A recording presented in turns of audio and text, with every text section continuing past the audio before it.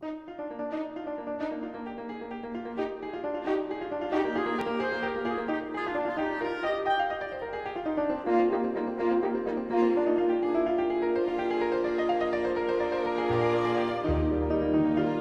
and Prejudice is one of the most popular novels in the English language. But how do you turn a classic book into classic television?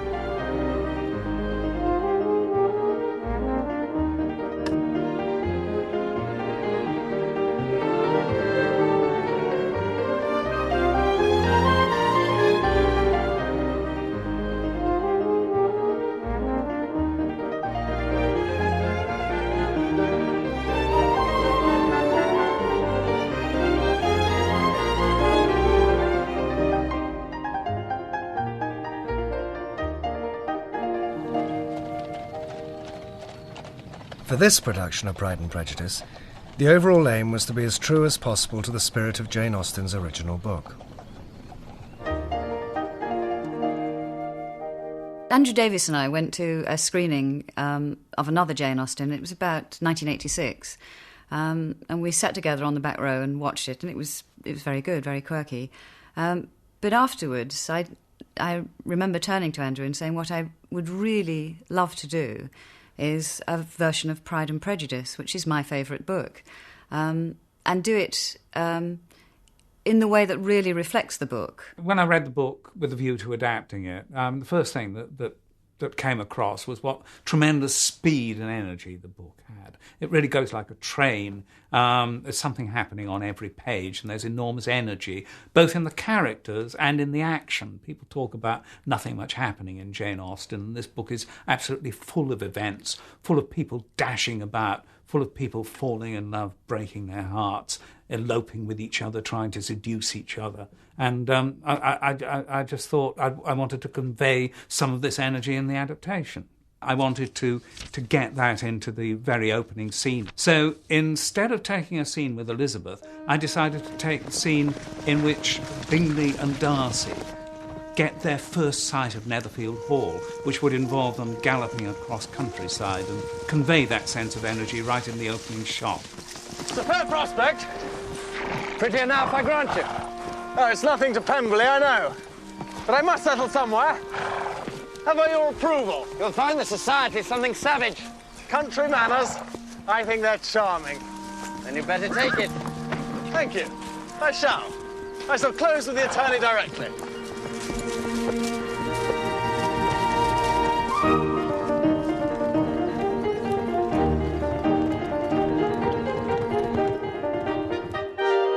To me, Pride and Prejudice is a very, very popular book, and I wanted to make a piece of popular television.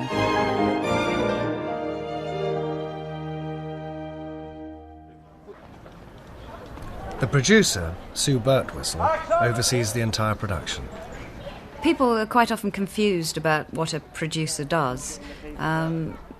They can't understand the difference between a producer and a director. It's a question I get asked quite a lot. But essentially, what I would do as producer is I would commission a project, work on the scripts, find a home for it, and then see it through every stage. This is somewhere between Pemberley and Netherfield, yeah. I think this is, in so many ways, absolutely perfect. It is too old. It's older than we actually Simon want. Langton, the director, and I would cast it together and work with the production designer on the concept of it, how the production's going to look, go to look at locations together, and do all that stage running up to the actual filming of it.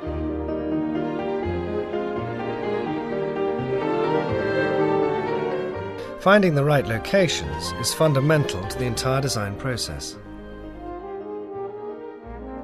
But is design for a period drama more difficult? There isn't intrinsically a lot of difference between doing period and contemporary. You're still working on the same problems. You just have more limited resources with a period drama. You obviously have to do much more research, and you've got more difficulty in spelling out the characters because you have less tools to play with than you would on the contemporary. and you also have to be very careful as to every shot. It's just that there's a lot of stuff from there, stuff from here, people rushing. You've got to keep these lines sort of clear. We start with reading about the social life. If you start from understanding the situation, the political situation in the country at the time, how people live and what their incomes were, then everything else grows from that. That lady, I suppose, is your mother? Yes, she is. Mamma, this is Lady Catherine de Bourgh. And that, I suppose, is one of your sisters? Yes, ma'am. She is my youngest girl, but one. My youngest of all is lately married. You have a very small park here. And this must be a most inconvenient sitting room for the evening in summer. Why, the windows are full west. Indeed they are, your ladyship. But we never sit in here after dinner. We have... Miss Bennet, there seemed to be a prettyish kind of little wilderness on one side of your lawn. I should be glad to take a turn in it, if you would favour me with your company. Jane Austen has, like every writer, she's got her own specific area that she's particularly concerned with, and what we're trying to do is to recreate her vision, and so we would start from her books and the importance that she places on certain things. There's no point in deviating from that. It's important to get every piece of furniture exactly right for the filming. Right, well, let's try it. 3 of us have to sit in a line. That's your room. And this one? Not very much room. That's a bit snug, isn't it? A bit cosy, that one. Right. I had hoped to condole with your poor father and your mother. Our father is still in London, sir, and our mother is not yet well enough to leave her room. Ah.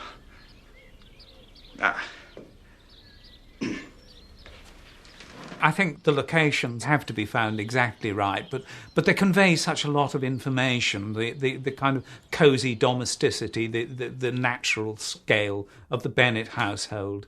And then you see Netherfield and realise that there are much richer people in the story. And then, finally, you see the absolute splendours of Pemberley, and realise that Elizabeth has been proposed to by a man who owns most of Derbyshire, and a park which is so big that you can't even see the house. I think we've seen woods and groves enough to satisfy even your enthusiasm for them, Lizzie. I confess I had no idea Pemberley was such a great estate. Should we reach the house itself before dark, do you think? Be patient, wait.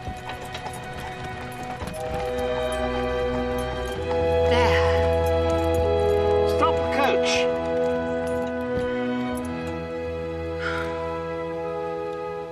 I think one would be willing to put up with a good deal to be mistress of Pemberley. The mistress of Pemberley will have to put up with a good deal.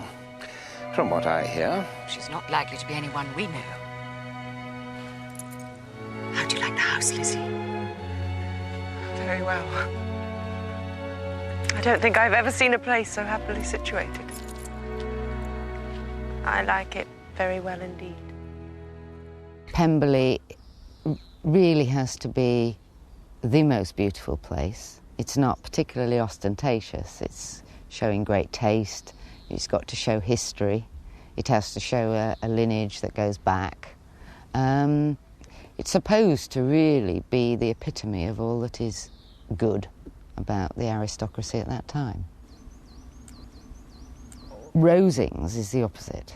Rosings is probably more flamboyant, large, but over the top. Now, this is a character we don't like so much. Hunsford has to be a small, modest parsonage, but with pretensions to grandeur and a certain amount of fussiness about it to reflect Mr. Collins.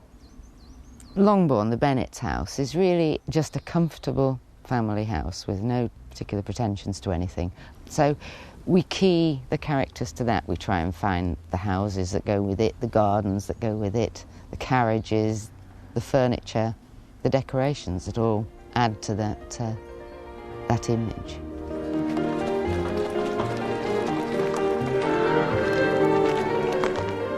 In terms of the design for somewhere like Meryton, we can choose our level of reality, and we can choose the level that is directly relevant to the book and to the piece that we're doing. So on this occasion, we'll concentrate more on the jolly aspects, the handsome soldiers and the socialising and the shops. We won't be dwelling on poverty, we won't be dwelling on any of the sort of real solid, hard-edged aspects of rural life, because it's not an area that Jane Austen was particularly interested in. We see Meryton really through the eyes of her characters.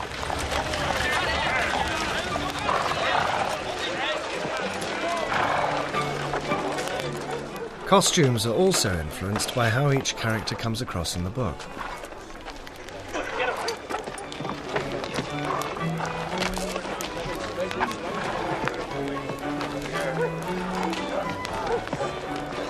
Shall we be quite safe here, Mr. Darcy, do you think? Damn silly way to spend an evening.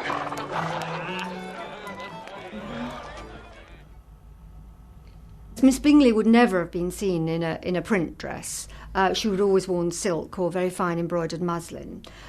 We also gave Miss Bingley very, very big feathers, although Anna Chancellor is over 6 foot, in order to emphasise her haughtiness and her high social standing, because she just wanted to look as posh and as snobby as possible.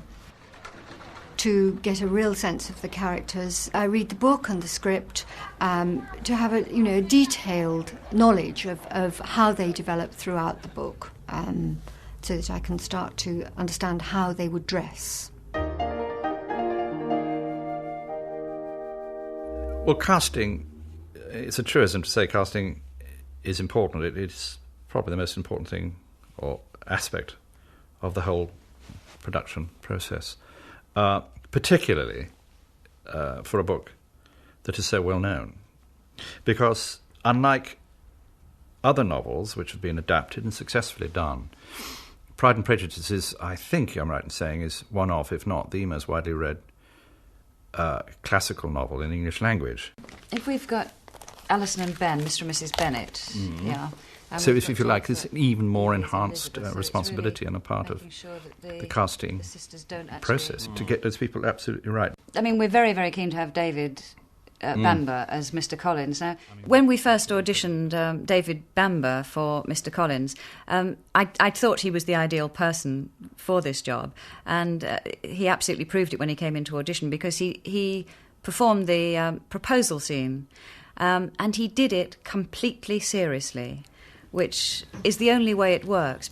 My reasons for marrying are, first, that I think it a right thing for every clergyman to set the example of matrimony in his parish. Secondly, that I am convinced it will add very greatly to my happiness. And thirdly, which perhaps I should have mentioned first, that it is the particular recommendation of my noble patroness, Lady Catherine de Bourgh. Mr. Collins, she said, you must marry. Choose properly, she said. Choose a gentlewoman for my sake, and for your own, let her be an active, useful sort of person, not brought up too high. Find such a woman as soon as you can. Bring her to Hunsford, and I will visit her.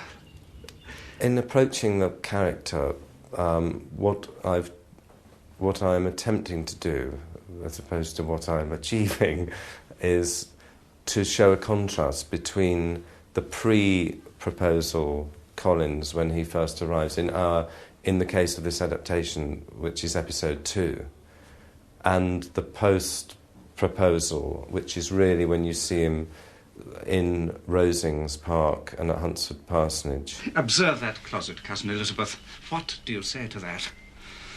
Well, Is it not the very essence of practicality and convenience? Lady Catherine de Bourgh herself was kind enough to suggest that these shelves be fitted exactly as you see them there. Shelves in the closet. Happy thought indeed. I think that in the rosing scenes, Nothing I've is too shown small to more be of a servile, rather dark and sardonic and unpleasant character. Alison Steadman is an extraordinary actress, and I've always thought that, and we thought that. I've admired her intensely for all the various films she's done, and this is admittedly slight risk, as she's probably said herself, is a completely new avenue for her talents. When we did go to the read-through, and start the read-through, it was always a very nerve-wracking day. You get, I think it was something like 100 people there. And she almost starts the dialogue off. She attacked it like a bolting chariot. It was most extraordinary. Confined, unvarying. I would have him know we dine with 24 families. As an actress, I am constantly on the lookout for fun roles, things that are going to be interesting and give me plenty of scope to be creative. Mama, have you seen Charlotte Lucas since I came away? Yes, she called yesterday with Sir William. What an agreeable man he is. That is my idea of good breeding. And those who fancy themselves very important and never open their mouths quite mistake the matter. When I was offered this part, I hadn't read the book. So I first of all read the book and then read the scripts. And of course, as soon as I read it, I could hear the voice of Mrs. Bennet. She just comes off the page. So beautifully written. The character is all there. It's all there. It's like a box of chocolates, you know. It's just ready to dive into. And I just couldn't resist. Oh, Mr. Bennet, you are wanted immediately. We are all in uproar. You must come and make Lizzie marry Mr. Collins. For she vows she will not have him. And if you do not make haste, Mr. Collins will change his mind and he will not have her. I've not the pleasure of understanding you. Of what are you talking? Of Mr. Collins and Lizzie.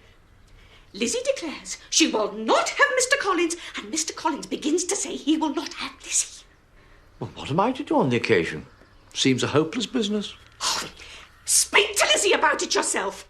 Tell her you insist upon her marrying him. Let her come in. Lizzie!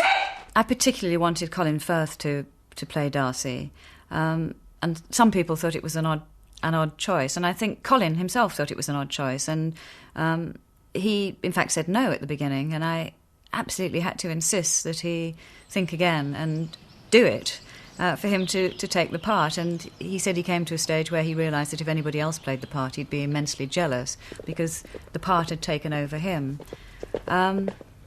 He's an amazing actor. Physically, himself, he doesn't actually look like Darcy, but I think you'd agree, or I hope most people would agree, that he actually looks incredibly like Darcy when he's playing Darcy.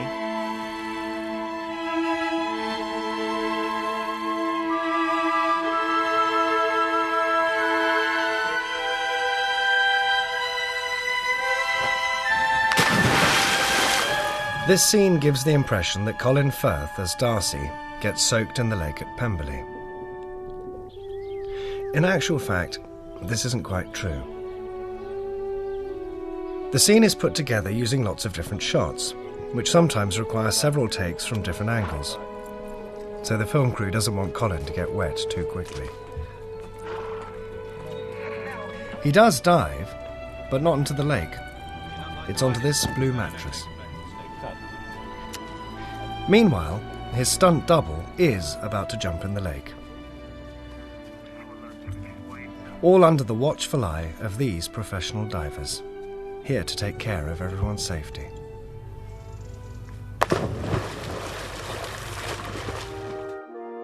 Colin did get to swim underwater, but this sequence was filmed on a different day using a special water tank.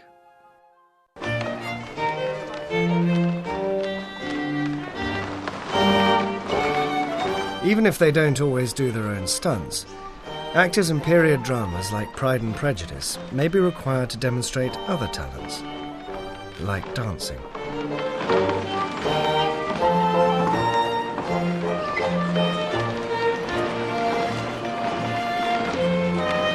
Dances were immensely important at this time.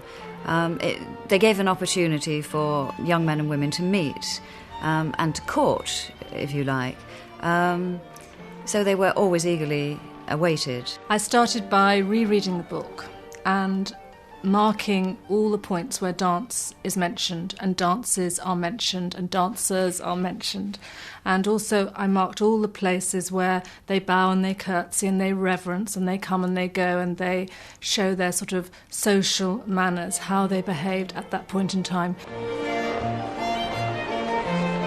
These English country dances that you see in Pride and Prejudice were danced in the country houses and in the court. And Mr. Beveridge's Maggot is a supreme example of that. And it has this harmony which almost reflects the architecture of the time, the furniture of the time, the landscape gardening of the time. There is a reflection in their relationship. I remember hearing you once say that you hardly ever forgave, that your resentment once created was implacable. You are very careful, are you not, in allowing your resentment to be created? I am. There's almost an intellectual fight between them. At the same time as that's going on, there's something totally harmonious happening between them physically. And never allow yourself to be blinded by prejudice? I hope not. May I ask to what these questions tend? Merely to the illustration of your character. I'm trying to make it out. And what is your success? I do not get on at all. I hear such different accounts of you as to puzzle me exceedingly. You should feel when you look at the dance that these are two people who are going to, at some point, really get on extremely well.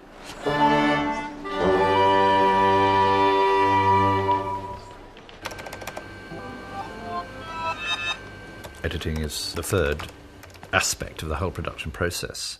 You have pre-production, you have the actual production itself, and then you have post-production, which is almost entirely editing. It's the editing process and how we put it together. You can change the whole focus of a scene simply by staying on one shot 1 second longer than another.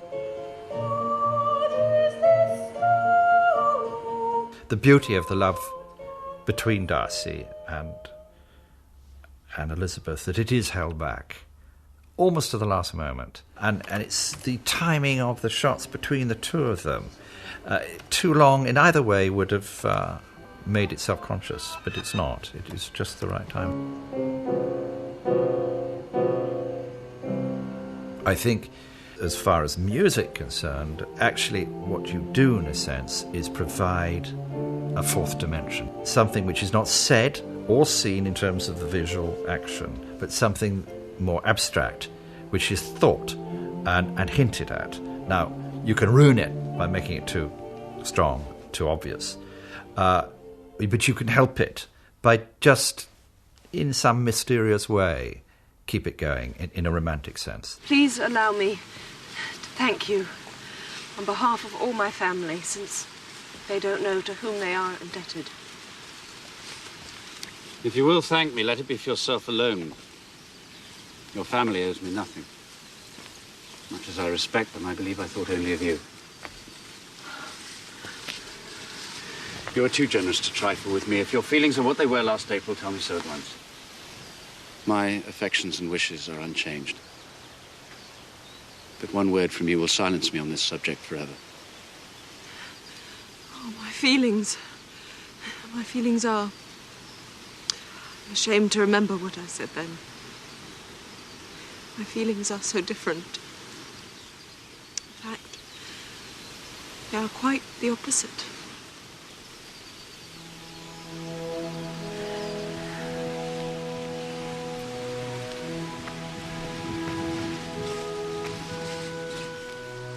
Oh, it's a lovely book. It's a classic love story. Even the fellas on the unit who don't really normally like much period drama They've all read it and they think it's wonderful. They couldn't put it down. So I've had a few of the prop men saying, "Oh, it's great."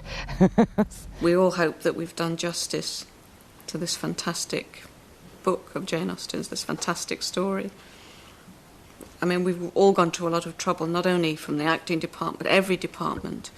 The design of the costumes and the wigs, if necessary, and the makeup. We're not allowed to wear any makeup and mascara and things, which is been quite a shock to some of us, not to be able to put a flick of mascara on, but we've tried to stick absolutely and make it as real and authentic as possible. I've read it now hundreds of times, but every single time I wait to see if Elizabeth and Darcy are going to get together. I still suspend my disbelief until that moment, and I long for it to work out. So it is the best romance.